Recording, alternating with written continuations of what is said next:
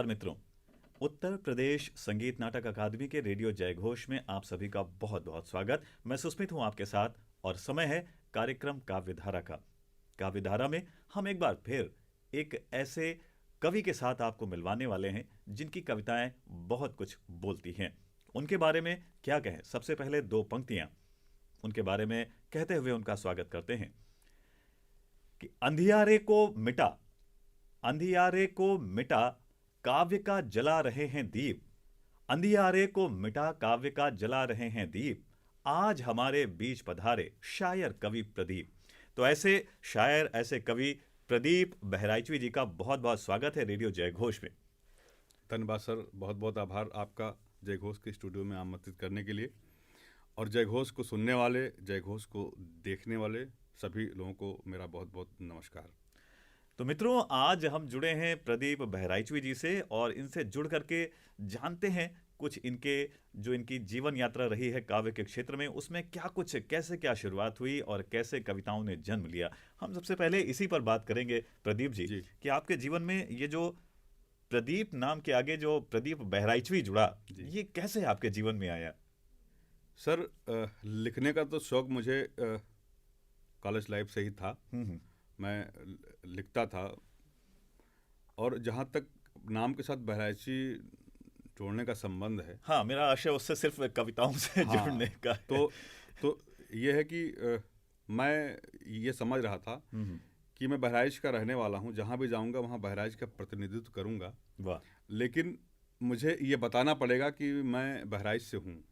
तो मैंने सोचा कि क्यों ना मैं अपने नाम के साथ बहराइची जोड़ लूँ, कि जहाँ भी मेरा नाम जाएगा तो जहाँ लोग जो बहराइच के होंगे वो तो सीधे हमसे कनेक्ट होंगे ही, बिल्कुल, और जो नहीं भी होंगे उनको ये बताना नहीं पड़ेगा कि ये प्रदीप बहराइची बहराइच से आए हुए हैं। और इसके साथ ही साथ ये भी पता चल जाएगा कि हाँ, ये कवि या शायर कुछ हैं। जी हाँ, इसके लिए भी हमको अलग से कुछ बताना नहीं पड़ेगा। वाह, ये चीज़ें है सर। तो बहुत बढ़िया है। मतलब आपकी इस तरह से नाम में इस तरह से आपके बहराइच का जिक्र आया जी। और जो आपकी कविताएं हैं जी, वो आपकी चलने लगी। लेकिन कहाँ से कैसे क्या शुरुआत हुई? आपने बताया कॉलेज का जो दौर था, उस दौर में आपने लिखना शुरू किया। ऐसा क्या था उस दौर में जो आपका मन इधर मुड़ा?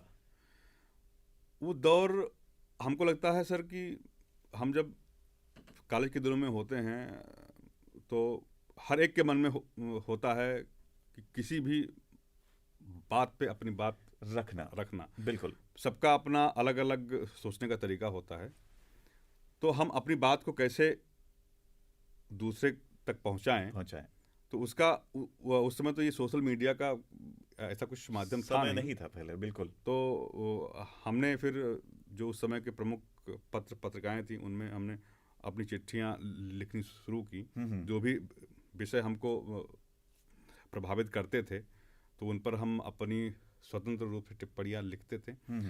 और उस समय के सभी पत्रिकाओं ने उनको अपने पत्रिकाओं में स्थान दिया और लोगों ने बहुत सराहा मुझे। वाह। तो इस तरह धीरे धीरे हमारे लिखने का सिलसिला चलता रहा और कविताएं तो हमारी डायरियों में धीरे धीरे कैद होती रहीं। क्या बात। और जब मैं सर्विस में आने के बाद अपने आप को थोड़ा मजबूत स्थिति में पाता हूँ, तब फिर मैंने अच्छे ढंग से इसको लिखना और लोगों तक पहुँचाना शुरू किया।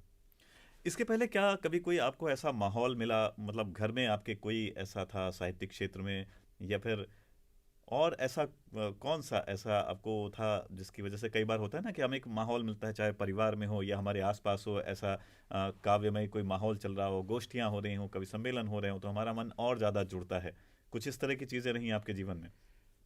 साहित्य से हमारे परिवार का कोई नाता नहीं रहा है, लेखन से हमारे परिवार का नाता रहा है। अच्छा। हमारे चाचा जी डॉक्टर RS पांडे जी, वो डिफेंस स्टडी के बड़े अच्छे लेखक हैं। अरे वाह। और उत्तर प्रदेश में बड़े अच्छे तरीके से वो जाने पहचाने जाते हैं। बाकी साहित्य के हिसाब से अगर जाना समझा जाए तो अपने परिवार का मैं इकलौता। आप अलग हैं बिल्कुल इस विधा में। तो हम इस बारे में कुछ और चीज़ें, आपके इस काव्यमय जीवन के बारे में कुछ और बातें जानेंगे।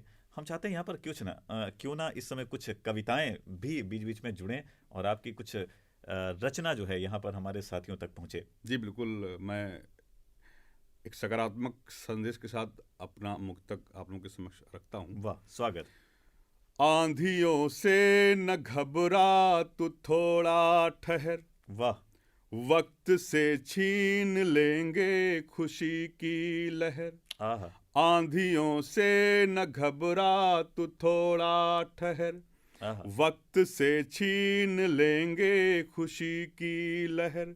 मुश्किलें एक दिन खुद सिमट जाएंगी, वाह। मुश्किलें एक दिन खुद खुद सिमट सिमट जाएंगी। सब्र ले आएगा फिर सुनहरा शहर, क्या बात, सब्र क्या ले बात है, वाह, आएगा वाह। फिर सुनहरा शहर।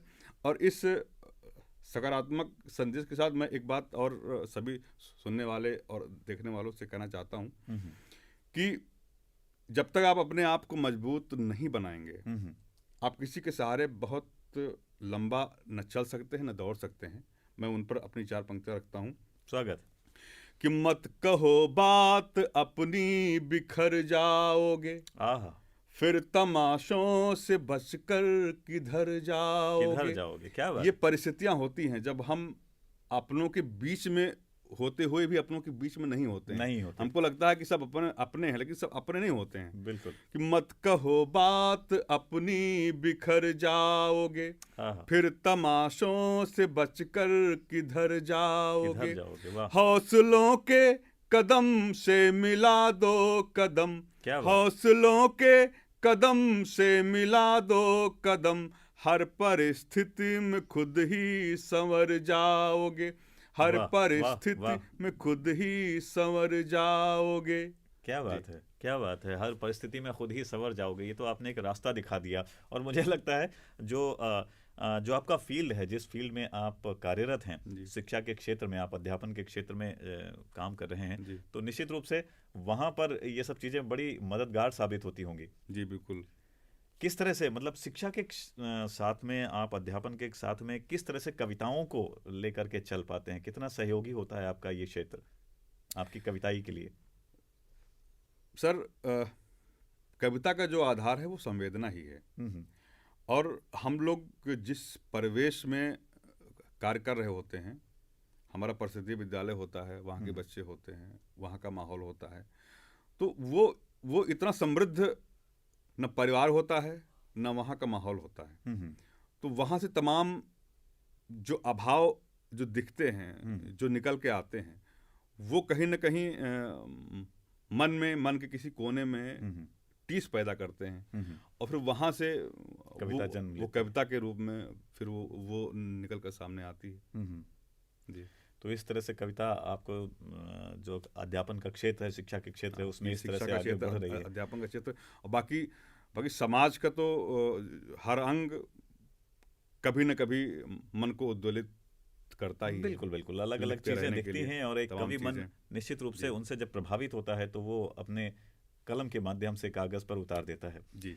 एक बात और मन में आई कि आप शिक्षक हैं जी। और शिक्षा के क्षेत्र में जुड़ने के साथ साथ बच्चे आपके साथ होते हैं, उनको पढ़ाना, उनको मार्गदर्शन देना। इसमें जो हमारा साहित्य है, जो हमारा खासकर हिंदी साहित्य है, वो इन बच्चों तक कैसे अपनी जगह बना सकता है? आपको इसके बारे में कभी कुछ लगा हो और या आपने इस दिशा में कुछ सोचा हो? देखिए, शिक्षा के हर स्तर पर साहित्य हमेशा सहयोगी रहा है। वाह। और हम तो प्राइमरी स्कूल से जुड़े हुए हैं जी। तो वहाँ पे तो बच्चों की पढ़ाई ही एक काव्य के अंदाज से होता है। जैसे बच्चों को पढ़ाया जाता है आ से अनार, आ से अनार, बड़ा आ से आम। तो ये जब उनको पढ़ाया जाता है तो एक लय के साथ, एक रिदम के साथ पढ़ाया जाता है वो चीज़ें। अनार के देखो आंखें लाल, आम खाता मिट्ठू लाल। क्या बात। तो अभी तुकांत हुआ तो बच्चों का तो परिचय कविता से हो गया। बिल्कुल। ये जानने से पहले कि कविता है क्या चीज़, कविता क्या वो तो है, बाद में उससे जोड़ते हैं। और फिर हिंदी जो विषय पढ़ाया जाता है, हर कक्षा में 4 से कविताएं होती हैं। और वो कविताएं ऐसी होती हैं कि जो संदेशप्रद होती हैं। वाह। तो जब जब वो उससे जुड़ते हैं तो कुछ सीखते ही सीखते हैं। और हमारे स्कूल का तो कुछ स्थिति ही अलग है, क्योंकि जो बड़े बच्चे हैं उनको पता है कि हाँ सर कविता करते हैं, तो उनका बड़ा बड़ा मन होता है, मन होता होगा आपसे कि हिंदी की जो कविताएं हैं वो हमको सर ही पढ़ाएं, क्योंकि ये पढ़ाएंगे तो बड़े अच्छे ढंग से पढ़ाएंगे।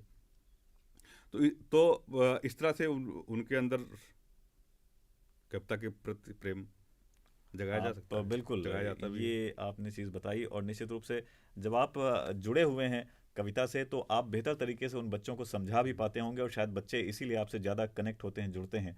तो उनमें भी कहीं ना कहीं जो काव्य का अंकुर है वो आने वाले समय में फूटता दिखेगा, और वो कुछ आगे भी बढ़ पाएंगे।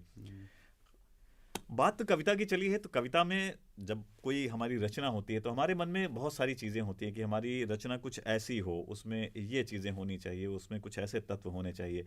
आपके लिए आपकी रचनाओं की क्या प्रमुखता रहती है? मेरे लिए रचना एक साधना है। मैं इसलिए नहीं लिखता हूँ कि लोग ये समझें कि प्रदीप बराइची कोई कवि हैं, कोई साहित्यकार, इसलिए मैं नहीं लिखता हूँ। मैं इसलिए लिखता हूँ कि कोई भी ऐसी बात जो लोगों से जुड़ी हो, जिसने लोगों को प्रभावित किया हो, या जिससे लोग घिरे हों, अगर उनके अंदर अपनी वो बात कहने का तरीका नहीं है, वो बात अगर हम तक पहुंची है, तो हम उस बात को अपने तरीके से कहें। और वो सिर्फ मेरी ही बात नहीं, वो फिर और कई लोगों की बातें हो जाती हैं। और मैं अपनी कविता में प्रयास ये करता हूँ कि सरल शब्दों का इस्तेमाल करूँ, ऐसे शब्दों का इस्तेमाल करूँ कि हर सुनने वाला उसको समझ जाए, एक आम आदमी तक बात पहुंच सके। क्योंकि हमारा मानना ये है कि अगर हम कुछ लिखते हैं और वो अगर एक आम आदमी तक बातें सीधे नहीं पहुंचती हैं, तो मेरे लिखने का कोई मतलब नहीं है। बिल्कुल, हर आदमी बिना बहुत ज़्यादा दिमाग पे जोर लगाए वो समझ जाए कि सामने वाले ने ये बात कहा है तो कह क्या रहा है वो चीज़। बिल्कुल जी, उसकी सार्थकता बनी रहनी चाहिए। उसकी सार्थकता बनी रहे। बहुत बढ़िया, बड़ी अच्छी बात की आपने। सार्थकता होना बहुत ज़रूरी है। हम जब कोई भी लेखन कर रहे हैं, कोई भी रचना कर रहे हैं, तो सार्थकता की इसी बात के साथ साथ हम चाहेंगे कि क्यों ना कुछ और यहाँ पर एक सार्थक रचना भी हमारे साथियों तक पहुँचे, और आप अपनी कोई रचना उन्हें सुनाएं। जी, मैं फिर एक मुक्तक ही सुना रहा हूँ। वाह, स्वागत। अपने युवा साथियों के लिए, क्योंकि हम भी उस दौर से गुजरे हैं, आप भी उस दौर से गुजर चुके हैं, और तमाम लोग बाकी जो हमारे युवा साथी अभी कैरियर की जद्दोजहद में हैं, वो उस दौर से गुजर ही रहे हैं। वो एक बड़ा नाजुक सा दौर होता है। तो मैं अपने इस मुक्तक के माध्यम से उनको एक संदेश, एक सकारात्मक संदेश देना चाहता हूँ। स्वागत। कि वो अपनी कैरियर की जद्दोजहद में रहें, कभी अपने प्रयास से डिगे नहीं, और अपनी मेहनत बाकायदा वो जारी रखें। और हमारा जो ये मुक्तक है, अगर इसको वो अमल में लाते हैं तो उन्हें फिर कोई दिक्कत नहीं होगी। वाह। कि एक तरफ प्यार है, हाँ, एक तरफ कैरियर, आहा, एक तरफ प्यार है, एक तरफ कैरियर, एक तरफ कैरियर है जरूरी बहुत, दोनों ही हो नियर। वाह वाह, एक क्या बात। तरफ प्यार है, एक वाह, तरफ कैरियर है जरूरी बहुत, दोनों ही हो नियर। कसम कसमे बसर। वाह, ऐसी स्थिति में जो युवा होते हैं, ये उनकी बात है। क्या बात। कि कसम कसमे बसर हो रही जिंदगी, पार कैसे करें दोनों ही बैरियर। आहा, कसम क्या कसमे बसर हो रही जिंदगी, क्या बात। पार कैसे करें दोनों ही बैरियर। वाह। ये तो सवाल हो गया। उनके सवाल को मैंने अपने इस मुक्तक के माध्यम से और इस मंच के माध्यम से उठाया है। हाँ। तो इस सवाल का जवाब, इसका हल भी एक कवि होने के नाते मैं अपना फर्ज समझता हूँ। अरे वाह। बड़ा भाई होने के नाते या भावुक होने के नाते मैं फर्ज समझता हूँ। इस मंच के माध्यम से। तो मैं अगली 4 पंक्तियाँ रखता हूँ। स्वागत स्वागत। हमारे बुजुर्गों ने हमेशा हमको नसीहत दी है कि आदमी को अपने दिल और दिमाग का बेहतर इस्तेमाल करना चाहिए। बिल्कुल। उस दिल और दिमाग का बेहतर इस्तेमाल कैसे किया जाएगा, मैं अपने इस मुक्तक में रखता हूँ। वाह, स्वागत। प्यार दिल में रहे, जहन में कैरियर। दोनों एक जगह मत रखिए, एक जगह नहीं होनी नहीं तो फिर परेशान हो जाएंगे। कि प्यार दिल में रहे, जहन में कैरियर, इस तरह से रखो दोनों को ही नियर। वाह। प्यार दिल में रहे, जहन में कैरियर, इस तरह से रखो दोनों को ही नियर। और एक जरूरी बात और, कि इश्क में हो यकीन, लक्ष्य पे हो नजर। क्या बात। इश्क में हो यकीन, लक्ष्य पे हो नजर, पार हो जाएंगे दोनों ही बैरियर। वाह जी, पार हो जाएंगे दोनों ही बैरियर। तो मित्रों, ये तो पहले प्रश्न और उसके बाद उसका समाधान दोनों ही आपके सामने पहुंच चुके हैं, आप तक पहुंच चुके हैं। तो अब आप निश्चित रूप से आप काफ़ी राहत महसूस कर रहे होंगे कि चलो एक समाधान तो मिल गया, और इन्होंने कहीं ना कहीं अपने शिक्षक धर्म का भी निर्वाह किया और एक कवि धर्म का भी निर्वाह किया। तो मित्रों, बड़े सुंदर ये मुक्तक थे। यहाँ पर आपके इन पंक्तियों के बाद मेरा मन कर रहा है कुछ और बातों से जुड़ें, आपकी कुछ और बातों को जानें। जी। आप जब इस साहित्य के क्षेत्र में जुड़ते हैं, रचनाएं करते हैं, रचना धर्मिता करते हैं, तो ऐसे में आपको क्या लगता है कि किन बातों का ध्यान रखा जाना बेहद ज़रूरी है? मसलन हम पुराने साहित्यकारों को पढ़ें, किसी गुरु को इस क्षेत्र में रखें ताकि हमारी जो रचनाएं हैं वो बेहतर तरीके से हो सकें। ऐसी कौन सी चीज़ें होती हैं जो आप अपने जीवन में अप्लाई करते हैं? जी, अच्छा लिखने के लिए अच्छा पढ़ना बहुत ज़रूरी है। क्योंकि जब आप अच्छी किताबें पढ़ते हैं, अच्छे लोगों को पढ़ते हैं, तो वो खाद का काम करते हैं। वाह। विचार तो आपके जहन में आते आते रहते हैं, लेकिन अगर उनको खाद मिल जाता है तो उन विचारों में फिर एक उपजाऊपन आ जाता है, वजन आ जाता है। बिल्कुल। और इसके साथ साथ आप लेखन के क्षेत्र में हैं तो आपको लेखन विधा की जानकारी होनी चाहिए, व्याकरण की जानकारी होनी चाहिए। व्याकरण का काम यह है कि वो आपकी बातों को सजा कर संवार कर लोगों के सामने रखता है, तो फिर उसके भाव भी बहुत स्पष्ट हो जाते हैं। वो अच्छे से अपनी बात कह लेता है, और आपका जो लेखन है उसकी गरिमा भी बनी रहती है। वाह। तो ये चीज़ें बहुत ज़रूरी हैं। और आदमी को कभी ये नहीं सोचना चाहिए कि हम तो लिखते ही हैं, हमको किसी और को पढ़ने की क्या ज़रूरत है। अगर हम यहीं तक सिमट गए तो आज हम लिख रहे हैं, कल हमको कौन पढ़ेगा, ये भी आदमी को सोचना चाहिए। क्या बात है। तो आपकी 2 किताबें भी हमने देखा है आई हुई हैं जिनको आपने लिखा है जी, और इसमें से एक चूमा है चांद को। मित्रों, 2 किताबें हैं, आ जाओ मधुमास में। आप इन किताबों को देख सकते हैं। ये 2 पुस्तकें हैं जो आपकी आई हुई हैं। कुछ इनके बारे में बताएं, इनमें किस तरह की रचनाएं हैं, कौन सी पुस्तक कब आई? जी, ये 2 किताबें, चूमा है चांद को ये 2021 में आई, मेरी दूसरी किताब है। और मेरी पहली किताब आ जाओ मधुमास में ये 2019 में आई है। आ जाओ मधुमास में मेरी छंद मुक्त कविता है, कुछ गीत है और कुछ गज़लें हैं। और मेरी दूसरी जो पुस्तक है चूमा है चांद को, इसमें सिर्फ छंद मुक्त कविताएं ही हैं। और इनमें अधिकांश वो कविताएं हैं जो प्रेम के इर्द गिर्द लिखी गई हैं, रची गई हैं। तो और मुझे इन पुस्तकों का अच्छा रिस्पांस मिला है, लोगों ने पढ़ा है, अच्छी प्रतिक्रिया दी है, तो मेरा भी हौसला बढ़ा है।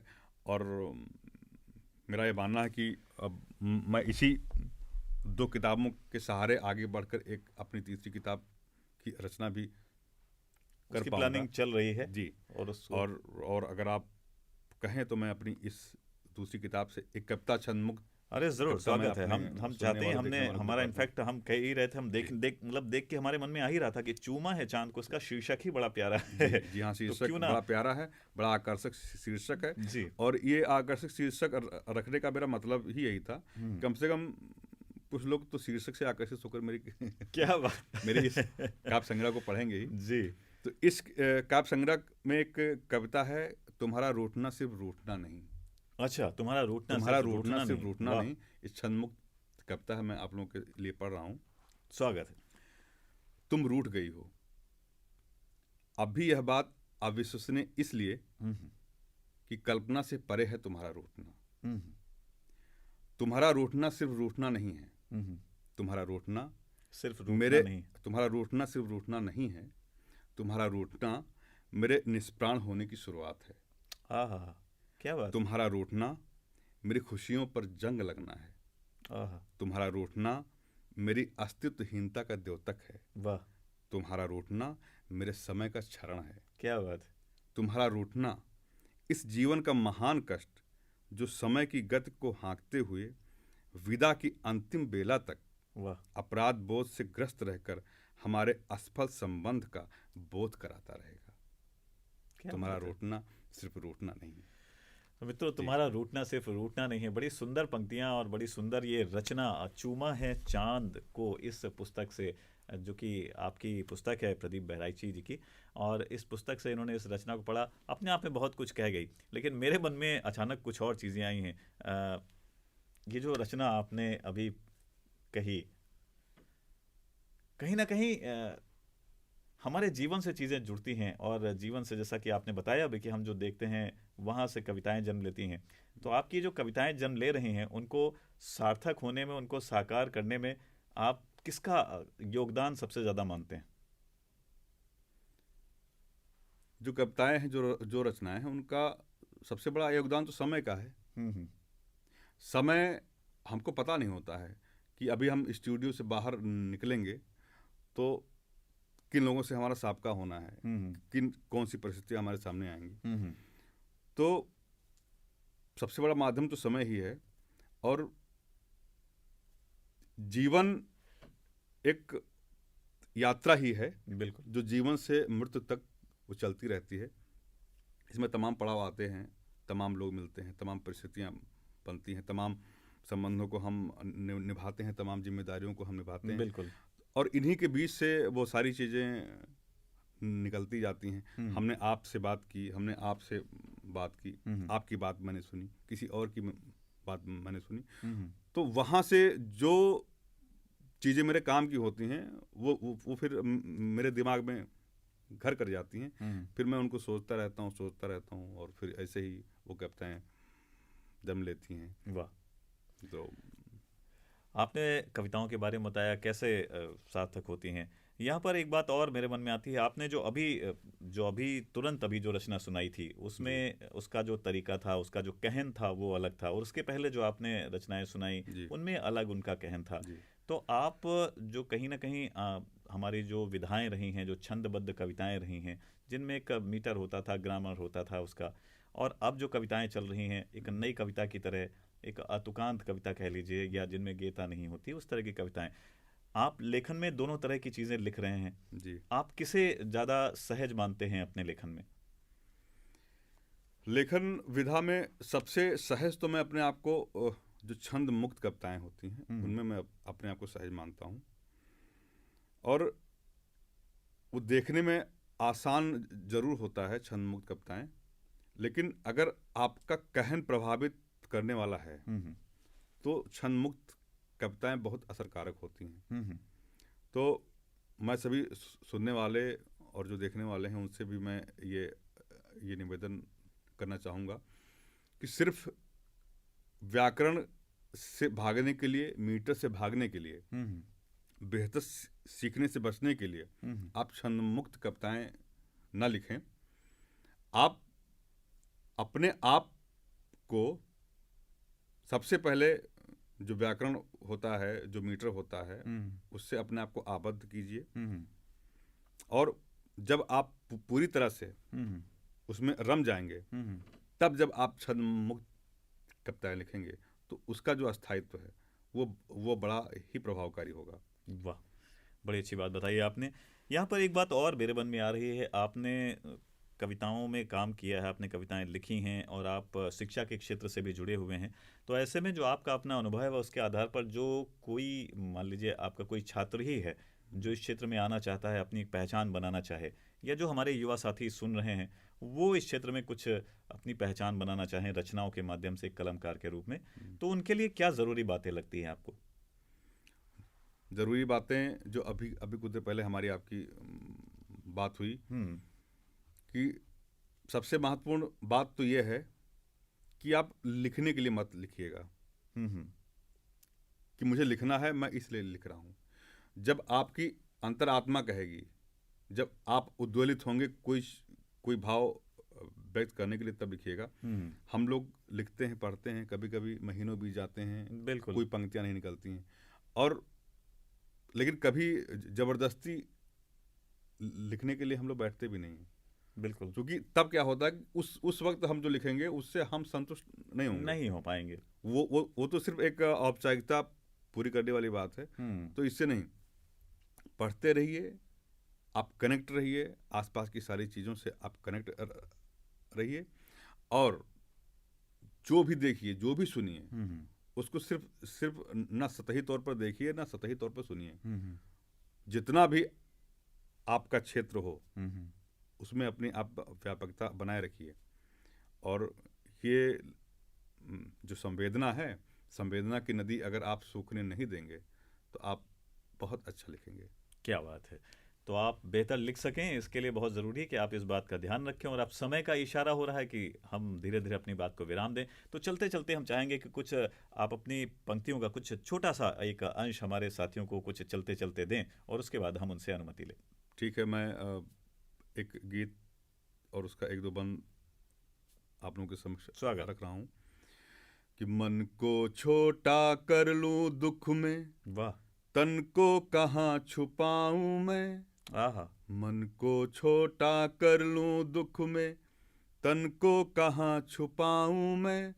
शब्दों में जो लिख ना जाए, कैसे उसे बताऊं मैं। वाह, मन को छोटा कर लूं दुख में। क्या बात। और इस बंद से जोड़ता हूँ, स्वागत स्वागत। कि पर्वत सी पीड़ा इंगित है, कुसमय कुछ दिन और रहेंगे।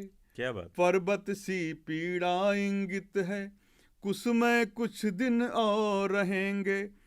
संकल्पों की अग्नि परीक्षा में हंस सारी पीर सहेंगे। क्या बात। शांत करे जो आकुल मन को, शांत करे जो आकुल मन को, गीत कहाँ से गाऊं मैं। मन को छोटा कर लूं दुख में, तन को कहाँ छुपाऊं मैं। क्या बात। तन को कहाँ छुपाऊं मैं। और अगला बंद, स्वागत। कि व्यंग बाढ़ की आंधी में ध्येय हजारों मील खड़ा है। कि व्यंग बाढ़ की आंधी में ध्येय हजारों मील खड़ा है। खुला निमंत्रण समय दे रहा, भाग्य डरा श्रीहीन पड़ा है। खुला निमंत्रण समय दे रहा, भाग्य डरा श्रीहीन पड़ा है। निर्मम तीखे आघातों से, निर्मम तीखे आघातों से बचकर कैसे जाऊं मैं। मन को छोटा कर लूं दुख में, तन को कहाँ छुपाऊं मैं। तन को कहाँ छुपाऊं मैं। और इस गीत का अंतिम बंद रखता हूँ कि गहन मनन करता रहता हूँ हाथों और लकीरों में। आदमी की जो मनस्थिति होती है, बिल्कुल, बिल्कुल। कि गहन मनन करता रहता हूँ हाथों और लकीरों में। घूम रहा हूँ धर्म स्थल और उलझा रहूं फकीरों में। घूम रहा हूँ धर्म स्थल और उलझा रहूं फकीरों में। शूल से चुभते संबंधों को, शूल से चुभते संबंधों को किस तरह से निभाऊं मैं। मन को छोटा कर लूं दुख में, तन को कहाँ छुपाऊं मैं। तन को कहाँ छुपाऊं मैं। जी, क्या बात है, क्या बात है। तो इन पंक्तियों के साथ ही साथ मित्रों, अब समय है कि हम आपसे अनुमति लें। तो सबसे पहले यहाँ पर बहुत बहुत आभार आपका प्रदीप जी कि आप बहराइच से हमारे बीच में पधारे, आपने अपना समय दिया, अपनी रचनाओं से हमारे श्रोताओं को आनंदित किया। हम इसके लिए बहुत आभारी हैं। बहुत बहुत धन्यवाद आपका। आपने हमको जय घोष के स्टूडियो में आमंत्रित किया, हमें अपनी बात रखने का, अपनी रचनाएं रखने का अवसर दिया। बहुत बहुत आभार। तो मित्रों, इसी के साथ अब मुझे यानी सुस्मित को दीजिए अनुमति। अगले अंक में आपसे फिर मिलेंगे एक और रचनाकार के साथ। आप सुनते रहिए आपका अपना रेडियो जय घोष। नमस्कार। जय घोष।